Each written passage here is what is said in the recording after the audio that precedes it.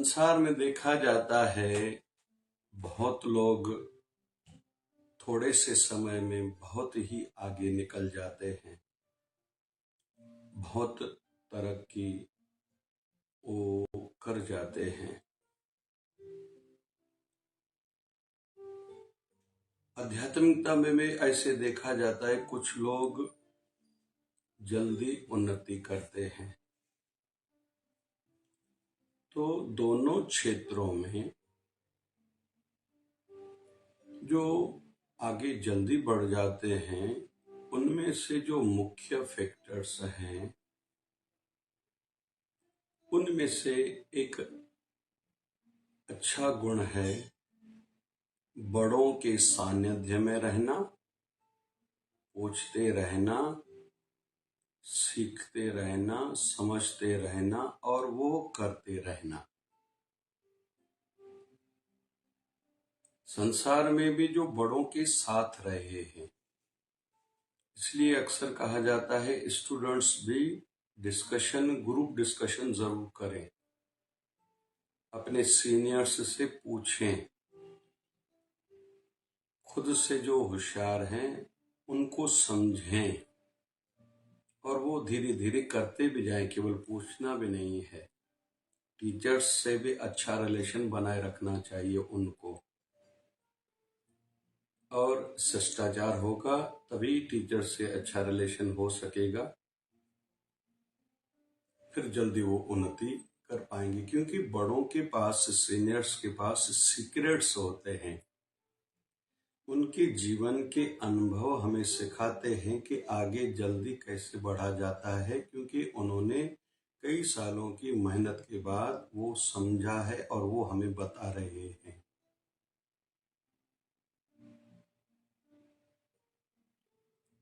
यह ध्यान रहे, कोई भी हमसे पद में, प्रतिष्ठा में, पैसे में, आयु में, पढ़ाई में बड़ा है, उनसे पूछना है, ना कि उन जैसा उसी समय बनना है।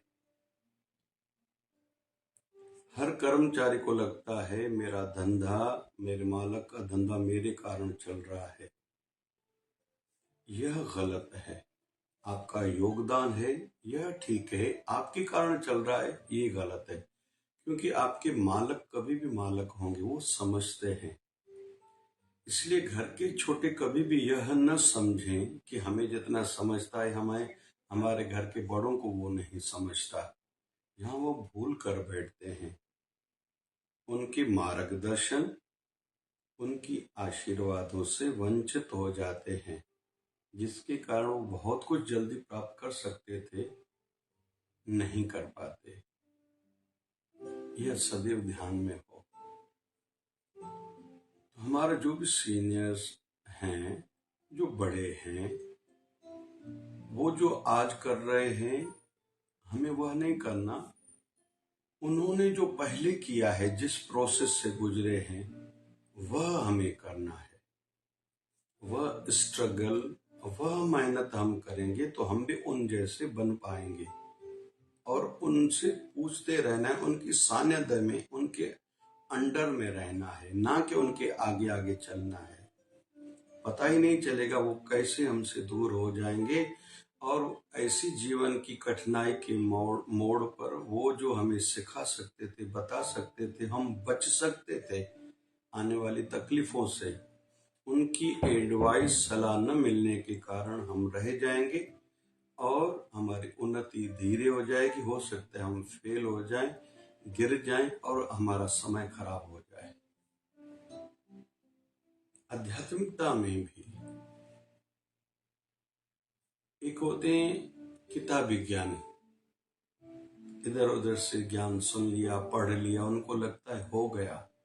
नहीं भैया, ऐसा नहीं हो सकता। देहधारी जो शरीर में हो, वह गुरु आप धारण करो, वो आपको बताएंगे। जैसे मेडिकल स्टोर में हर प्रकार की दवाई पड़ी है, लेकिन हमारी बीमारी की दवाई कौन सी है, उसका डोज क्या है, कितनी बार लेना है, कितने दिन तक लेना है, खाने से पहले या खाने के बाद, रात को, दोपहर को या सवेरे लेनी है, ये तो डॉक्टर बताएगा ना। मेडिकल स्टोर वाले को भी पूरा पता थोड़ी होता है। मेडिकल स्टोर वाला पहले ट्रायल जरूर करेगा, गोली लेने की, सर में दर्द है तो ये लेके देखूं, पेट में दर्द है तो ये लेके देखूं, लेकिन बाद में उसको भी डॉक्टर के पास जाना रहता है। इसलिए किताबी ज्ञानी जो भी हैं, जो सुना सुनाया ज्ञान, सुना और अनुभव नहीं है, पूरी विधिवत आध्यात्मिक उनकी यात्रा नहीं है, उनका ज्ञान ज्यादा लोगों के लिए अच्छा नहीं है, ना कि उनके लिए अच्छा है, और वो अड़े रहेंगे। इसलिए अक्सर क्षमा चाहते हैं जो पूजनीय जितने भी हैं, वंदनीय जितने भी परिवारों के बच्चे होते हैं, जल्दी आगे नहीं बढ़ पाते, सीख नहीं पाते, क्योंकि उनके अंदर में अहम है। हम ब्राह्मणों के बालक हैं, संतों की संतान हैं, यहाँ तक कि नेताओं की संतान भी, उद्योगपतियों की संतान भी। उनको लगता है हम बड़ी हस्ती है, लोग तो इज्जत करेंगे, लेकिन उनका विकास कहाँ हुआ, उनकी सोच अच्छी कहाँ हुई। इसलिए जो किताबी ज्ञानी हैं, कहीं तो भी उनके जीवन में अधूरापन रहेगा। उसके विपरीत जिन्होंने अनुभूतियां करी हैं, हो सकता है ज्यादा शास्त्र न पढ़े हों, हो सकता है संस्कृत न पढ़ी हो, दुनियादार की बातें वो अनुभव एग्जाम्पल के रूप में, उदाहरण के रूप में वो न बता पाए, लेकिन उनका ज्ञान परिपक्व रहता है युगों युगों तक। उसको कोई चैलेंज नहीं है।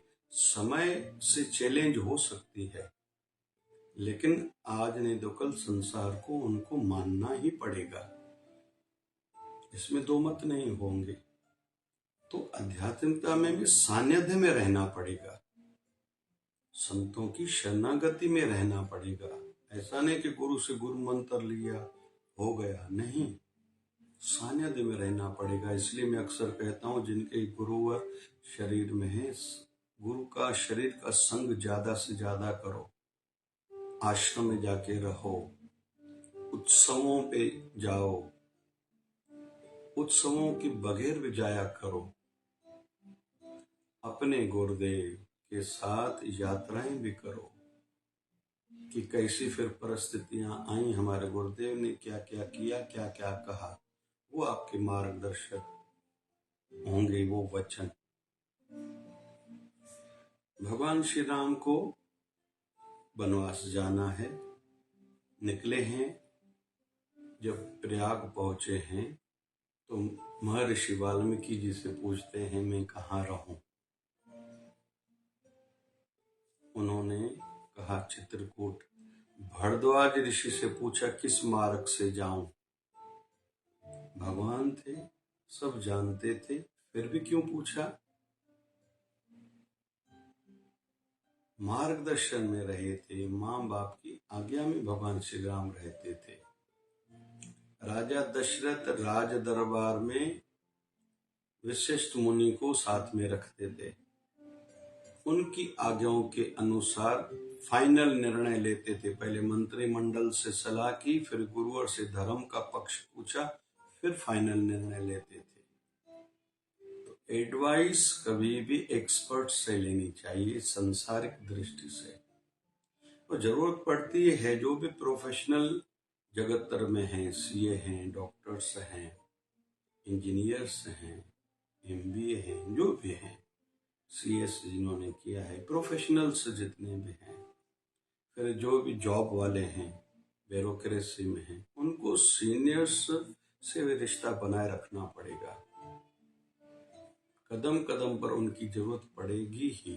कदम कदम पर मतलब जब जब उनकी लेवल से बड़ा कोई विषय सामने आएगा तो जो बड़ों की आज्ञा मानते हैं, उनकी सेवा करते हैं, उनको आदर्श मानते हैं, खुद उन जैसा बनना चाहते हैं, तो वह सदैव उनकी सेवा भी करेंगे, कहने में भी रहेंगे और आगे भी बढ़ेंगे। उसके विपरीत जो लोग कहते हैं, मुझे सब समझता है, मुझे किसी की जरूरत नहीं है, या किसी ने कुछ समझाया तो ईगो हर्ट होती है, जल्दी गुस्सा कर लेते हैं, नाराज हो जाते हैं, रूठ जाते हैं। मुझे अमुक व्यक्ति, घर के व्यक्ति ने क्यों कहा, मैं नादान हूँ, अनपढ़ हूँ, नासमझ हूँ, तो वो लोग रह जाते हैं। बहुत लोग गुस्सा कर देते हैं, घर के बड़े किसी ने सिखाया तो।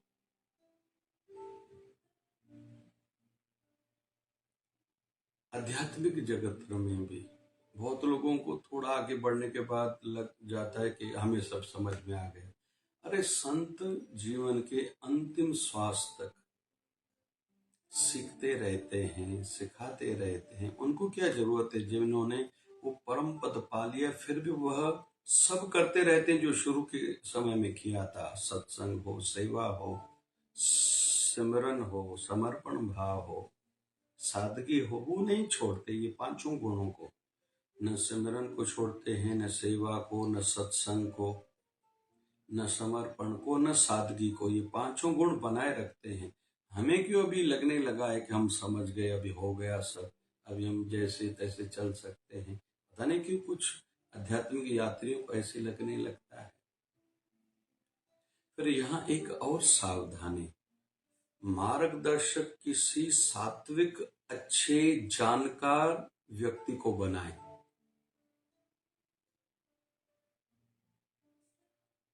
सौ के सौ कौरव मारे गए, कहीं तो भी बड़े में बड़े जो कारण थे, एक तो उनका अहम था ही, लेकिन उनका एडवाइजर भी अच्छा नहीं था, मामा शकुनी, जिनकी कारण भी उनकी मृत्यु हुई थी। 100 के 100 भाई मारे गए थे, इसमें भी दो मत नहीं है।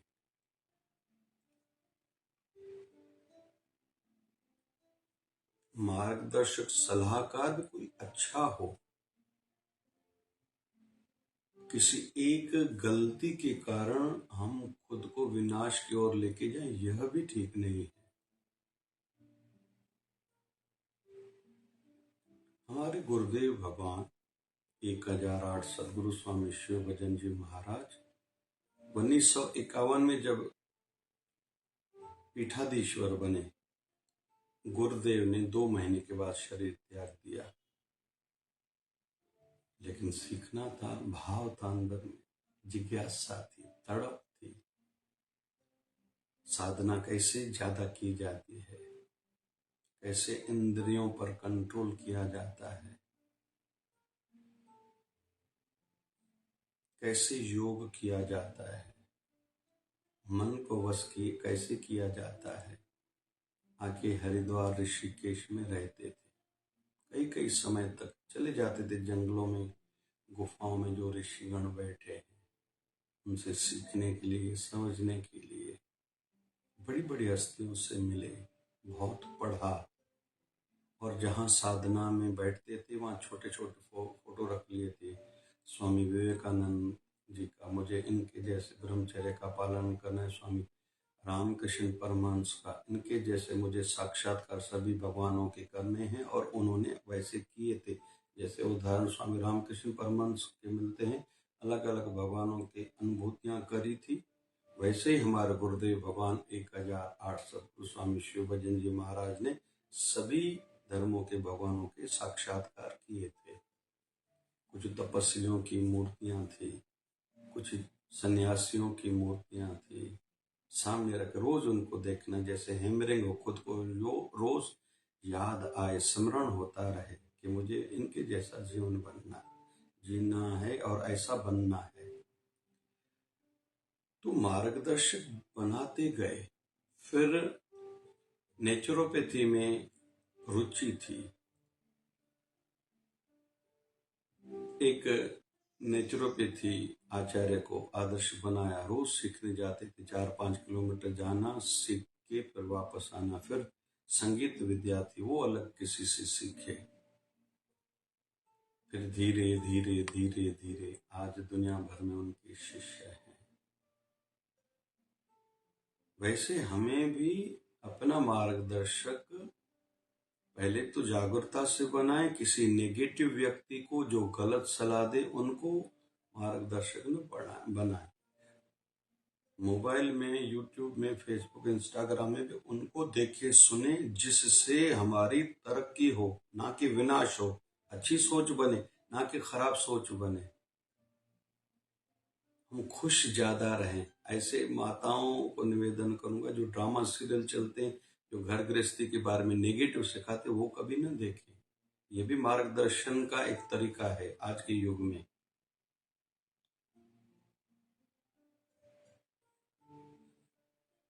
पहले तो सीखते रहना है।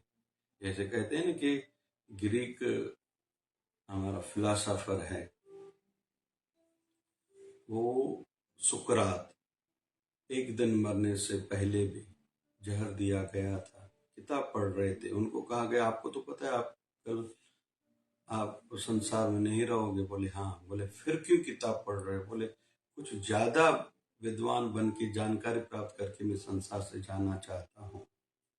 भगत सिंह की दूसरे दिन फांसी है, फिर भी वो किताब पढ़ रहे हैं एक क्रांतिकारी की, इनकलाबी की। क्यों? बोले और ज्यादा जैसे भाव मन में ऊंचा हो कि मुझे खुशी है, मैं राष्ट्र पर कुर्बान होने जा रहा हूं।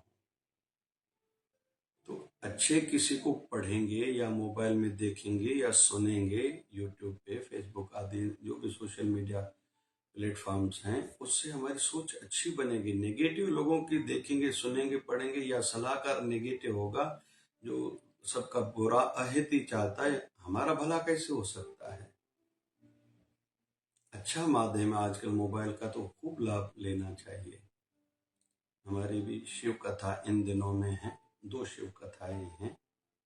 27 फरवरी 2024 से लेके 2 मार्च तक, और 4 मार्च से लेके 8 मार्च तक 5-5 दिवसीय शिव कथाएं हैं। लाइव फेसबुक यूट्यूब पर चलेगी। पहली वाली कथा 27 तारीख को से जो शुरू हो रही है, 2 तारीख मार्च तक 2024 में ही, वो शाम को 4:30 बजे से लाइव देखने में हम लोग लाभ ले सकते हैं। और जो 4 तारीख से कथा शुरू होने वाली है सोमवार से, और महाशिवरात्रि के दिन तक शिवालय में शिव जी की कृपा प्राप्त करेंगे। वह शिव कथा शाम को 5:30 बजे से लाइव चलेगी। तो अच्छा सुने, अच्छा देखें, अच्छे लोगों से पूछें, सीखें, समझें, सुने और करें, हमारी तरक्की जरूर होगी। और फीडबैक भी थोड़ा लिया करें। जो हमारे लिए नेगेटिव कुछ कह रहे हैं, हकीकत में वो हमारे लिए फीडबैक है। क्योंकि कुछ होती है ऐसी जानकारियां जो हमें भी पता है, दूसरों को भी पता है। हम लोगों का शरीर कैसा है, बाल सफेद है या काले, हमें भी पता, दूसरों को पता है। हम लोग लंबे हैं, छोटे हैं, मोटे हैं या पतले हैं, हमें पता, दूसरों को पता है। कुछ होते हैं हमारे घर वालों को पता, हमारे बैठने की आदत क्या है, हम सोते कैसे हैं, खाते कैसे हैं, बोलते कैसे हैं, घर वालों को और हमें पता है। तीसरा होता है हमारा जिनके साथ व्यवहार होता है, हमारी सोच कैसे, उनको पता है। हमारे हमें पता है जिनके साथ धंधा है, या जो कुलीग्स हैं, हम लोग बाहर अलग रहते हैं, घर में अलग रहते हैं। फिर कुछ ऐसी रहती हैं बातें जो केवल हमें पता है और भगवान को पता है, हमारे गुरुदेव को पता है। लेकिन पांचवी कुछ ऐसी भी बातें रहती हैं जो हमें नहीं पता, दूसरों को हमारे लिए पता है, हमारा ध्यान नहीं है। हम कभी भी खांसते हैं, छींकते हैं, बोलते हैं, बैठते हैं लोगों के सामने, हमारा ध्यान नहीं, लेकिन दोनों लोगों का ध्यान वहां बहुत है। तो वो लोग हमारे व्यवहार, विचार, वाणी की बातें चर्चा करते हैं बाहर, जिसको हम निंदा मानते हैं, हकीकत में वह हमारे लिए फीडबैक है। वो सिखा रहे हैं, समझा रहे हैं, ध्यान दिला रहे हैं, यहाँ आपसे गलती हो रही है, यहाँ ये ठीक नहीं है। भले हमें बुरा लग रहा है, गुस्सा लग रहा है, आ रहा है, लेकिन खुद को बदलें। इसलिए कहीं से भी कुछ सुने, हमारे लिए जो चर्चाएं चल रही है, डिस्टर्ब ना हो, दुखी ना हो, उनको दुश्मन न माने, निराशा न बढ़े कि बस हो गया, सारी दुनिया मेरे पीछे पड़ी। उससे मुझे क्या सीखने को मिल रहा है, यह समझे और खुद को बदले। उनका धन्यवाद कहें, आपने हमें सिखाया। वैसे ही हमारे गुरुदेव का जितना भी सत्संग सुनते रहते हैं, हम ऐसे समझे हमारे गुरुदेव हमारे लिए कह रहे हैं, मुझे यह करना है। जिस दिन ये जीवन में बात आ गई, गुरु को सच्चा मार्गदर्शक बना लिया, यहाँ के लिए भी और वहाँ के लिए भी। उस दिन हर समस्या का हल हमें मिलता ही जाएगा, जीवन अच्छा होता जाएगा। और संतों का भी यही दायित्व है, आध्यात्मिक उन्नति के साथ साथ संसार में कैसे रहना है यह सिखाएं। गत कोरोना काल से हमने शिवधारा का जितना भी सोशल मीडिया का या सत्संग का सेवा कार्य जो चल रहा है उसमें ये ध्यान दिया जा रहा है, परमार्थ तो सिद्ध हो ही हो, मुख्य ध्येय लक्ष्य वही है, लेकिन संसारिक भी जीवन अच्छा होगा तभी हम लोग परमार्थ को सिद्ध करने में जल्दी लग सकते हैं। इसलिए ध्यान दिया जा रहा है, इसलिए कोशिश की जाती है, संसार की भी बात की जाती है, मुख्य तो आध्यात्मिक सिद्धि उद्देश्य है। इसलिए अच्छा मार्गदर्शक बनाए, नेगेटिव मार्गदर्शक ना हो, मार्गदर्शक जो सिखाए उसको सीखें, समझें, सुने ध्यान से, फिर करें भी, उनको धन्यवाद भी माने। और हमारे गुरु से बढ़कर कोई हमारा मार्गदर्शक नहीं, घर के बड़ों से बड़ा कोई मार्गदर्शक नहीं, बस ये ध्यान में रखें। बाबा शिव भजन साईं कृपा करें। जय जय शिवधारा, जय जय शिवधारा।